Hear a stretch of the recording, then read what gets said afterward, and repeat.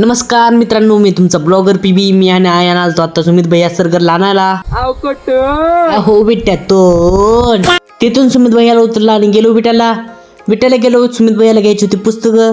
मग काय पुस्तक घेतली आणि गेलो दुकानात. तिथे गेलो, पाऊस लयच येत होता म्हणून तळवट बांधायला सुरू केलं. तर आला मला घरून फोन. मला जायचं होतं बहिणीला आणि भावाला शाळेत आणायला. शाळेतून दोघांना उचललं आणि आलो भिजत.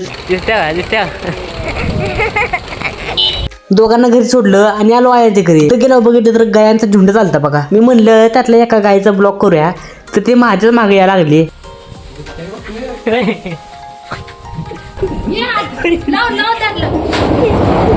तिथून गेलो दुकानात आयन भाऊनं बघा काय लावला जुगाड. तोपर्यंत सुमित भाई यांच्या अंगात एकदम कटला केला आला. का माहित, इलाका आपण का, कानून आपण का, काट डालेगा.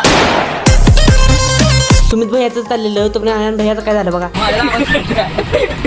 त्यानंतर मागवलं चहा. मग संध्याकाळी आणला वडापाव. मग काय मस्त पैकी खाल्ला वडापाव. आजच्यासाठी एवढेच मित्रांनो. भेटू पुढच्या ब्लॉग मध्ये. थँक्स फॉर वॉचिंग मित्रांनो. बाय.